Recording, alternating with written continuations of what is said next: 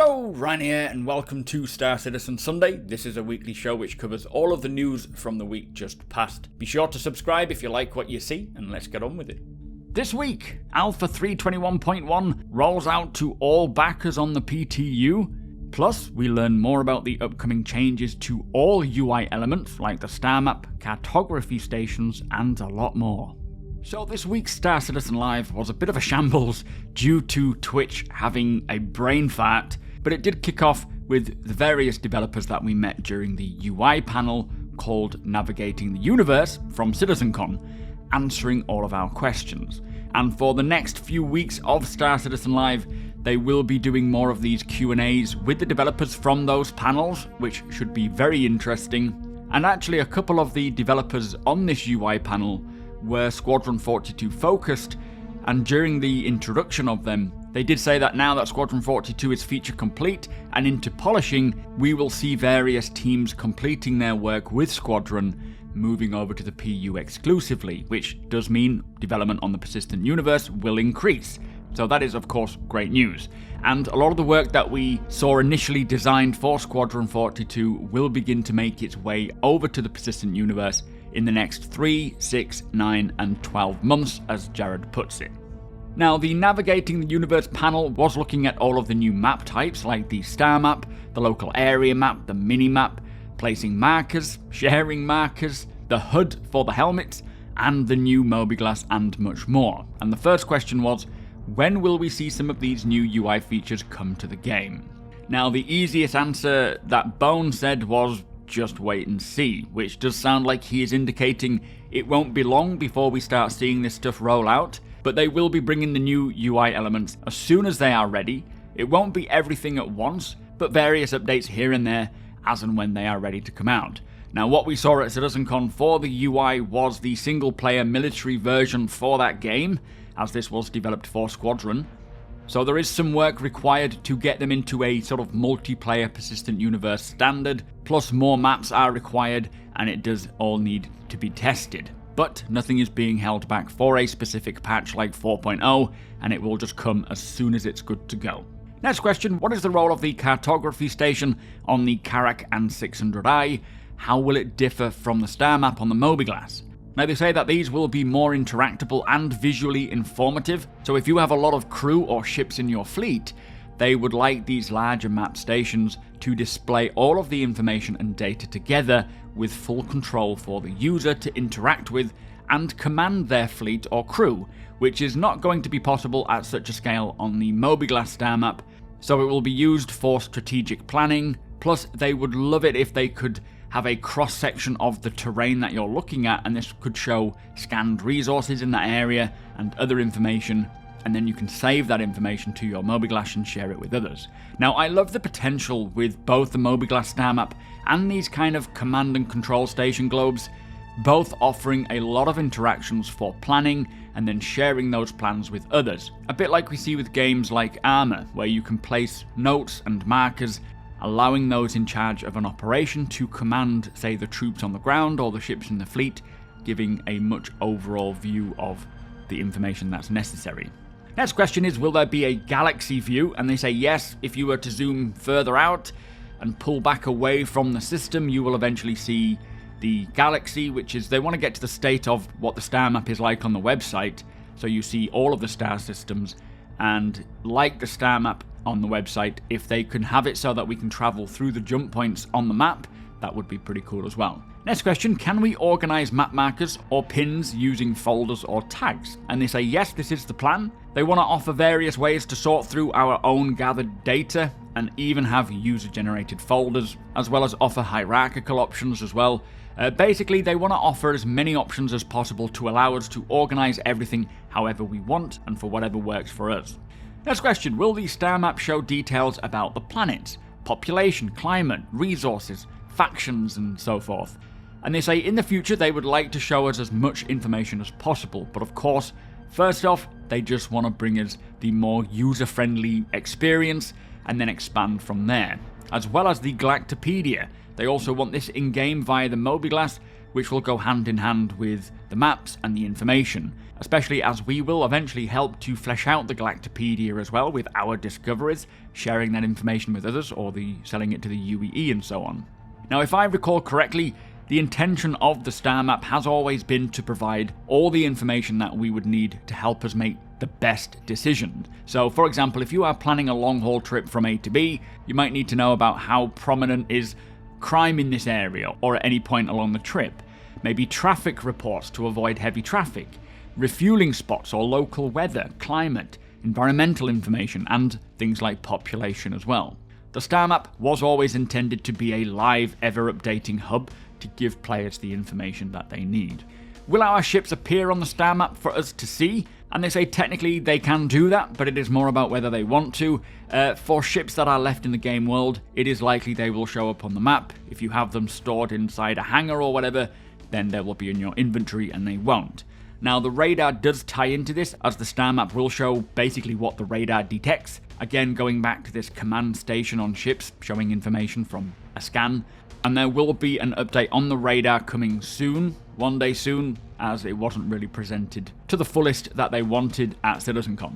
Next question is, will all people on board of a ship see the doors opening and closing if they were to view it in their maps? And they say at the moment, yes. You will see doors opening and closing, not necessarily people moving through them, but they could hide all the doors for some but not others if gameplay required that restriction, and maybe just provide a base schematic for the ship until you, say, hack into the systems to reveal more. They have this option, but they have not explored this too much just yet.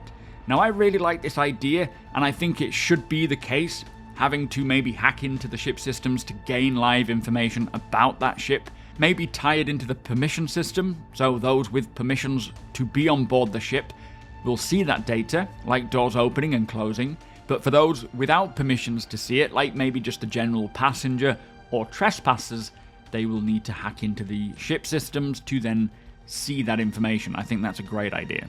Next question, how does the map handle areas that you are yet to visit or do not know about? And they say right now, you discover things as points of data, so for example, you go to Pyro, you will see the planets and moons, but as you get closer to the various points of interest planet side, like a mine for example, you will start to detect it and it will begin to sort of populate on your map. So you won't see it until you go there and it'll then start coming in. Now, I think this is generally what most games do, and I know that they do intend on data sharing and data running to be a huge part of Star Citizen. Having others going out, for example, and finding the information, exploring and populating their own maps, and then sharing or selling that information with others, making it available for those who want it. So giving a big reason for explorers to explore. Next question is, will route finding go all the way from being on foot to going to another planet? Now they say on foot it will. It'll show you the route from your location to where you want to go if you are on foot, but it doesn't show the space route. It doesn't plot a course for you automatically, as they don't want to hold your hand. You will still need to plot your own route through space. They don't want players just watching the minimap the whole time instead of the game world, and I 100% agree with that. And this question kind of goes back to what information will the star map provide. They want to make sure that if you are a navigator on board of a ship, that you have all the contextual information, because you might want to make a decision to go one way versus another based on crime rates or a fueling point, so leaving it up to the player to make that choice rather than just automatically doing it. Now the next question was about customization and how far will they take it. They did say that accessibility is the priority right now, like catering for color blindness and whatnot, plus it is all about improving the user experience, but longer term they do want to have options for helmet HUDs to be contextual to the helmet type, like a mining helmet providing information contextual to mining versus a combat helmet giving you an ammo count and a crosshair and whatnot, or maybe buying a mobiGlass with different color options, so tying things to items first before they look into user choice customization. But nothing was mentioned as to what will be available, so we will have to wait and see how that progresses. Now the last question from the UI team is basically landing UI, ? And they have looked into it, and it is something that they are thinking about and working on, but there is nothing to say just yet. Now, the second half of Star Citizen Live was supposed to be with the members of the Fix It, Fly It panel, and they got a question in before they eventually lost the feed. Now, this is the resource management and engineering systems. The presentation was a bit rushed somewhat, they say, as they didn't have the full allocated time, so they will do a follow-up on Inside Star Citizen to fill in more details, as well as redo this section because, as I say, it was interrupted with loss of the feed. Now, the question that was asked was, will soft death ships be repairable? Now, for those that don't know, soft death is just a placeholder system right now to kind of simulate the idea of a ship being disabled rather than it just blowing up completely as it used to. Once they get the resource engineering systems and the Maelstrom damage system in, it'll be systemic. It will not be a faked placeholder. So the idea being, if something is non-functional, like a component or a part of the ship breaks off, you will be able to repair it and get it back going again. Whether it's repairable will depend on the damage taken. Small issues can be fixed, large issues may require a tow to a repair yard, and some components will be easy to repair and others will not, like large components for example. Now coming, there is a more detailed damage system. For example, crash landing where the ship crashes but doesn't explode could allow you to repair the ship and get it back up and running again, or as we say, get towed somewhere to get it repaired if you are not capable of doing it in the field. Now, that was the only question and answer that we got before they lost connection with the guests, so from here on out, Jared did a bit of a Q&A. Most of it was about the experience of CitizenCon rather than anything development-wise, but one question of note was, what are the upcoming Inside Star Citizen topics? And of course, with the Intergalactic Aerospace Expo coming up, for the duration of that, they will be dedicated to the IAE. They also want to talk further about the Pyro Playground, the tech preview channel, what it is, how it works, why they are using it, giving more of an explanation into that. He also said there will be a 17-minute section dedicated to spawn camping the Habs. Don't know if he was being genuine there or if it was more of a knock to those who are just spawn camping, so we will have to see what comes of that. But also, there are Alpha 322 stuff that is not yet announced on the roadmap, so they will like to talk about that. And there will be an Inside Star Citizen on structural salvage, which is currently in the works. Someone asked about info on bounty hunting and building interiors. Now, nothing was mentioned about bounty hunting, but they did say that for building interiors, there will be more to talk about there in the future. Not soon, more next year, as the teams who were working on them were reassigned to work on these distribution centers for their 4.0 release. But as the work on these distribution centers complete, members of the teams will be moving back to building interiors. Now, next week's show will be with members of the Life in the First Person and Talking Flight panels, so about FPS and flight updates. As I say, they will also reschedule to bring back the Fix It, Fly It panel guests at another time. But that was Star Citizen Live. A big shame about the connection loss, but some great insights into what is coming, and also great to know it will come as and when ready, as this UI stuff is a bit of a necessity. Anyway, let us move on. So also this week, the Pyro Tech preview channel has now come to an end for the initial adventure into the upcoming system. That will come back again before the end of the year, they say, but that is now closed. Alpha 321.1 has seen many new patches since its release to the experimental PTU, but now it is on the PTU, the general PTU for all testers, with more updates to various elements of the game and bug fixing. Now, this patch is set to be the patch for the IAE, so it will release in time for the 17th, which is when the IAE kicks off.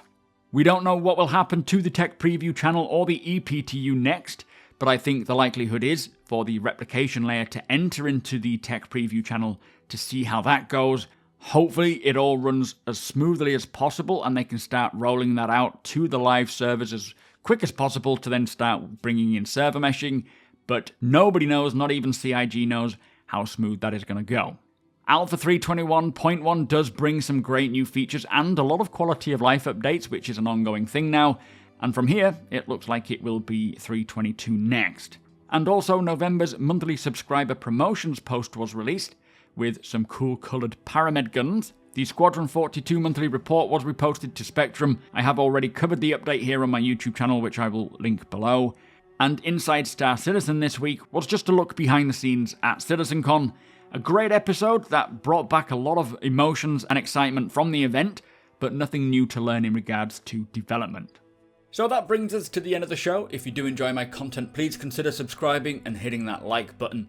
Also, I am able to do this thanks to my very generous patrons and channel members. If you appreciate what I do and would like to help make it even better from as little as $1 a month, all of the links are provided below.